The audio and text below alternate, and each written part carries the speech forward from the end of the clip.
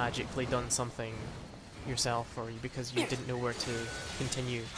And I think is it Lady Stephanie Hurlbert is like produces a lot of articles on this.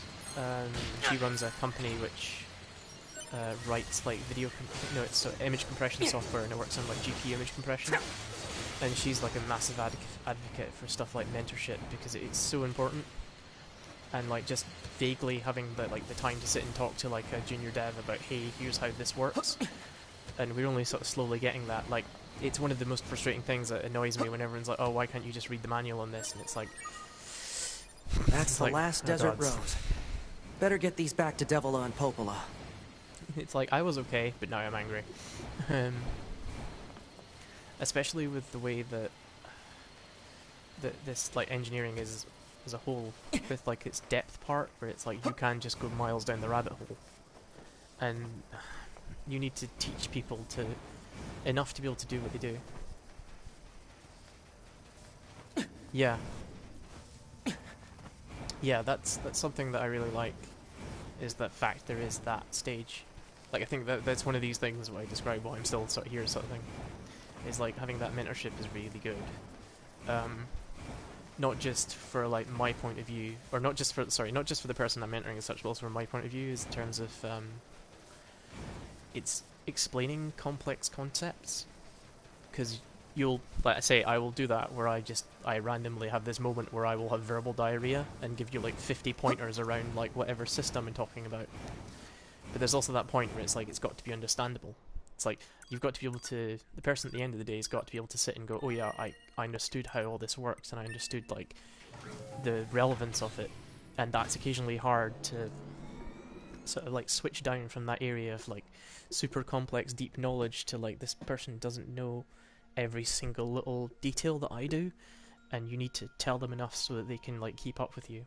And like that's super complex, and it's also super important. Because we should be, like I say, you should be fostering a sort of an environment of like teaching. And I guess it's one of those things where your first job is always going to be that thing where it's like, you'll probably have someone assigned to you to make sure you don't make everything explode. But it's one of those things where I can also say I've been in situations where that just hasn't happened. And I've been allowed to just stick my hands into the guts of things. There we go. More stuff. Which, although isn't a terrible thing, it's not a terrible thing as long as you're supported when things do explode, but it's kind of terrifying. I should be able to upgrade a weapon, perhaps. Those two sure draw some difficult assignments, huh? Hypothesis. Continued difficult assignments will eventually have a deleterious effect on the entire organization. Maybe I should talk this over with Anemone.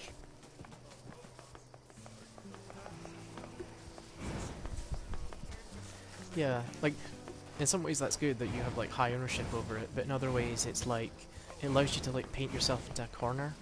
Because like I say, on one of the other teams, I saw people do that, and it was literally like, there wasn't a framework in place to even say, hey man, it's not that you're doing the wrong thing, it's that you're doing something that's going to cause you like tons of problems later. And literally when it did, it was just like, he was just like, oh, I can't deal with this. Which is like, that's a perfectly valid response to have because of how horrendous that suddenly went. Type 3 sword. Let's max some of these out.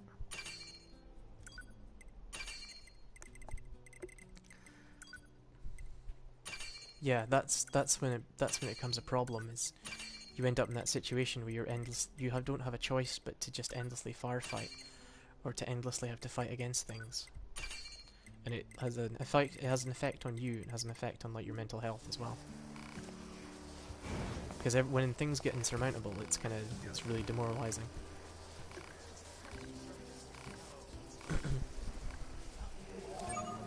It's to get to the point where it's not going to destroy you. And it's like one of those things that I think it's very much a sort of social responsibility thing to make sure that your team is trained either by yourself, other members, or and say, hey, here's a bunch of articles you can read, or I'm going to sit and critique your code with you or go over it. It's like super important. And as general, it gets to that point. Yeah. Yep. Yep. That's the terrifying point, because, let's say I've been there where the system I made is like, it just wasn't acceptable again and again and again. And you almost get to the point where you like get thrown under the bus, and that's the terrifying point where it's just like, you've been telling someone that it doesn't work, or you've been telling something you can't do this. And everyone's just like, yeah, whatever, but you should be able to do it. Tree sap. Pod, search for regions where I might be able to obtain tree sap. Search already performed. Regions rich in tree sap marked on map. I have seen Hopefully that this is enough sap. where like the demo's broken down, and therefore everyone. That's the thing, is if the demo does break down, you need to start asking why that happened, not it's a problem, we need to sell this. And I think that's one of the terrifying things about startups, is that, like, if something does break down when you're trying to sell a product to someone, it's not. Well, of course, first of all, you have to stop the blame game occurring, because that immediately demoralizes people and basically divides them. And then on top of that, you need to also think about. You need to say, how did this happen, and what can we do to stop it as process improvement? Because otherwise, you're just going to keep drowning people. What was I doing, and where was I looking at?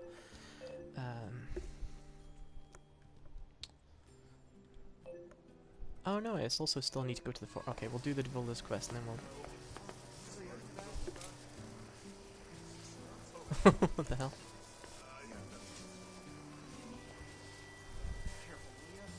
Yeah. She was drinking. Oh jeez, Devolder's a heavy drinker.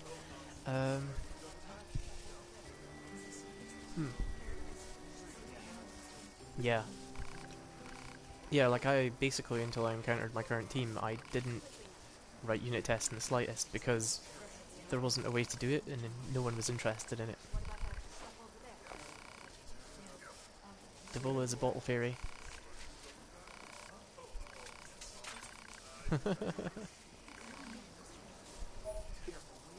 Popola's booze.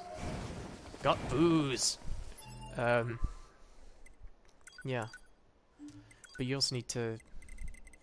It's all about keeping your stress level as low as possible. Oh, I need to do that as well. Put on your detective hat and find out what happened. So let's go back there and do that quest. Yeah, like that's the thing, is mocks are still a weird thing to me. I'm still like, what's a mock and how does a mock work and why would I ever use it? But yeah, I'm slowly vaguely getting what I'm meant to do with that. And that's cool, that's good. It's more useful than just like, hey, you should just be using this and you should know how to use it. And that's one of the differences, like C++, everyone will build it themselves, or you'll do something else, or you'll be like super low level, whereas like C# maybe does more things at like a domain level, so it's like there's more of a focus on domain knowledge and not having to worry about where your memory's allocated, did you do the copy, or did you do this or that. Because like if you talk to me, I'm like, oh yeah, by the way, you need to watch out that when you're copying the string, you don't leave it, or you don't modify it because it's constant and the memory might not be there and shit like that. Whereas like, I guess C# maybe does the thing where it's like, yeah, don't worry about that. Of course, that could also be an oversimplification. Alright, let's try this again. Oh, surprise, surprise, there's no machines here. Oh, there is one. Right, we can get this one out of the way. Oh, mate.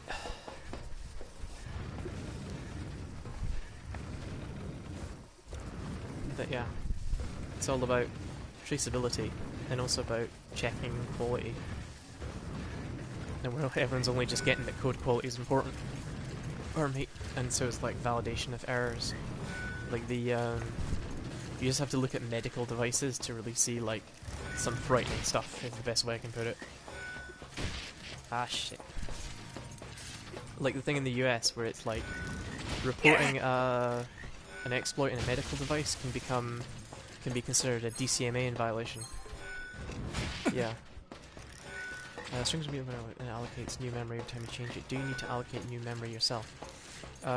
If it's a C-style string, yes, but if it's a standard string, it'll do it all for you. Like the... I think it's something I was showing Zach with the, like, the string memory, where it's like, so my unit test, they use string literals, so the string literals are all actually stored somewhere in memory and they're immutable. But the cool thing is, you just go to a standard string and it takes care of all that crap for you and you don't need to worry about it. Which is, so much better. But it's sometimes useful to be able to just drop down into that super low level. In other times it's a bit of a, I guess it's not quite a chore, but you get what I mean. It's something that you'd rather not do in some situations. Like, you do it if you have to, but I'd rather not. Like, there's some, like, good sort of situations where, like, you have something stored as an array and you want to access it in a different way, or you want to, like, access it in an ordered way, and you can't, sorry, a vector, and you can't tell where the ordering is in the vector, because the, actually, can the vector technically be unordered? It might be. You get what I mean, though. Oh, this is annoying. It's because all the machines are too close. It'll be those ones to the right then.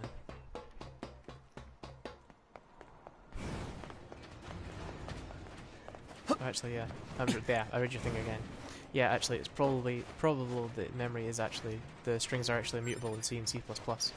And every time you change the string, it reallocates the memory. But that's the same thing with a standard vector as well. With a standard vector, when you add something new, it just reallocates the memory for it. Okay, let's go take that dude out.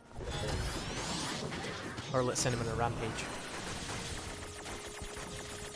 To kill his fellow machines.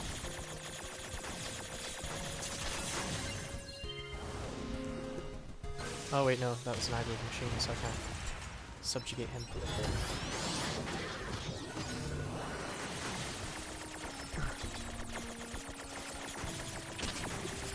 Again, it's stuff like that that you need to teach people, I guess.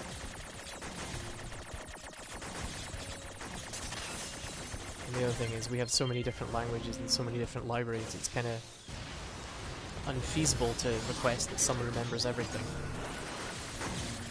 That's why, like, very academic code tests are sometimes not very good. Because they're like, what does this API do? And you're like, It's like me putting in a code test, like, what is, like, what can you do with, like, yeah, I'm trying to think of a good example. Like a GL example or something like that. It's like me going, oh yeah, what's the command to transition an image status in, like, Vulkan or something like that, and it's like, I've never encountered this API before, and why would this even be in, like, normal test? Or maybe it's not a good example.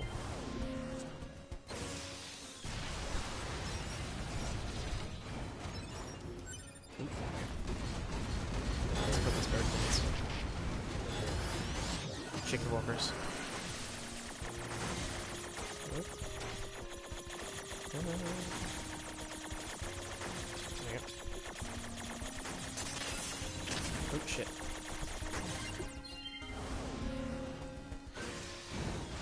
Yeah.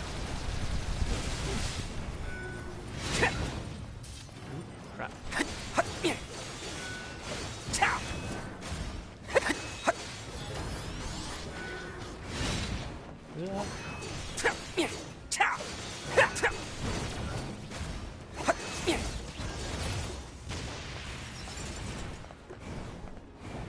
But I did have I had a weird thought, was it today, where, like, I wonder how many years it is before, like, quantum computing takes over and just breaks everything that we know.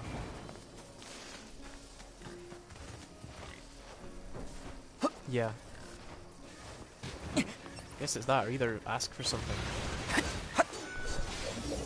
Like, you could even do something where what you literally do is, like, we probably should do something similar to this anyway, where someone writes unit tests and the other person writes the implementation.